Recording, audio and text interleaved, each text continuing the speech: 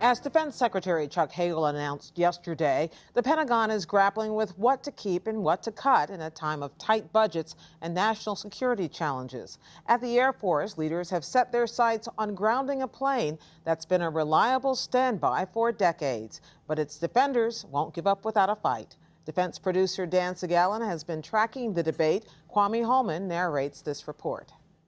Comfortable? Yeah, this can just dangle. A typical day at Martin State Airport on Maryland's eastern shore includes chemical weapons training with the A-10 Warthog. The National Guard base is one of the homes of an aircraft beloved by ground forces who see it as their guardian in the sky. Its pilots view infantry on the ground as their primary customer and responsibility. Most combat aircraft shoot down other planes or drop bombs or both. But the Warthog was designed specifically to come in low and attack enemy forces in a mission called close air support. North and south, west of the smoke, west of the smoke. Okay, copy, west of the smoke. I'm looking at danger close now. Oftentimes, the enemy is within yards of friendly forces. This video captures the exchange between a Warthog pilot and a ground controller calling in a strike on Taliban forces in 2006 in southern Afghanistan. Keep your fire west of the smoke. Copy that. Major Chris Cisneros trains Warthog pilots in the Air Force's 104th Fighter Squadron. Close air support's kind of a pickup game, if you will. If a friendly convoy is out and they come under fire unexpectedly, and you want to talk to the good guys, figure out where they are exactly, and then find out where the enemy is and execute from there. The Air Force has about 350 Warthogs. Flying below cloud cover, its pilots can see with their own eyes what they're attacking. It can loiter over the battlefield, the cockpit protected by a titanium shell and bulletproof glass, making it survivable even when hit by small arms fire. Its most lethal weapon is a 30-millimeter Gatling gun that fires almost 4,000 rounds per minute. But top Pentagon officials now say the Warthog's days are over. They want to eliminate the entire fleet and save $3.5 billion over 5 years. Defense Secretary Chuck Hagel told reporters yesterday that money could be better spent on newer, more capable and survivable aircraft. The A-10 is a 40-year-old single-purpose airplane originally designed to kill enemy tanks on a Cold War battlefield. It cannot survive or operate effectively where there are more advanced aircraft or air defenses. Retired General Norton Schwartz agrees with the Defense Secretary. He closed down some Warthog units when he was Air Force Chief of Staff from 2008 to 2012.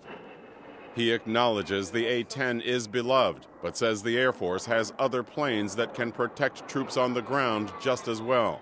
And Schwartz says the U.S. military's newest warplane, the multi-mission and long-delayed F-35 Joint Strike Fighter, also can handle close air support. The F-35 is designed to replace most of the U.S. strike aircraft fleet. What you want to do is to have the platforms that can perform the mission, that mission, and as many others as might be required in the future. But service personnel up and down the ranks told the NewsHour the A-10 is unique. I've sort of found a soulmate, so to speak, in the A-10. Marine Corps Major Daniel O'Hara, who led a platoon in Afghanistan, says the Warthog scared the Taliban. The psychological effect it has on the enemy, I think, is pretty clear. And I also think it has an equally positive psychological effect on friendly forces. You see that aircraft come on station, you know what it's capable of. You know that the enemy on the other side probably doesn't want to mess with you while that's in the air. We're outraged by the Air Force's latest attempt to kill the A-10. Pierre Spray helped design the Warthog in the late 1960s and 70s. He says it was built to do more than destroy Soviet tanks, and that its uniquely tough airframe made it more survivable and capable than alternative aircraft. He says those newer planes cost much more to fly. He and other A-10 supporters mobilized to save the plane at a recent conference in Washington, D.C. You're trying to buy extremely expensive airplanes that cause you a much worse financial problem, right? And you're canning the cheapest airplane you operate, right? And saving a trivial amount of money. General Schwartz says improvements in cockpit cameras, radars, electronics, and precision munitions mean the planes that would replace the A-10 are much better at protecting ground forces, even from far above. Increasingly, the technology has allowed us to enjoy the same protections for friendlies through other means. But A-10 advocates say technology has limits. Technology is good, but the problem with using that technology, especially the optical stuff, is that it's like looking through a soda straw. So imagine that you hold a straw up to your eye, and that's how you have to view the whole battlefield. Retired Lieutenant Colonel Bill Smith flew Warthogs over an 18-year career, including combat missions in Afghanistan. He also participated in the Save the A-10 event. With looking with your eyeballs, I can turn my head around and I can see much more of the battlefield than I can with slewing that pod around. And I can see the bigger picture. I'm able to maybe catch some movement out of the corner of my eye and look down and go, oh, you know what, there's a little bit of dust over there.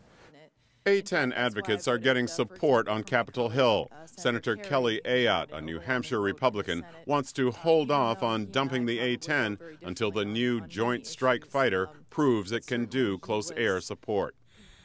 Ayotte, whose husband is a former A-10 pilot, says the Air Force should find other places to save money. The Air Force spent $1 billion on an IT system that they're not going to get anything out of, and they just canceled in 2012.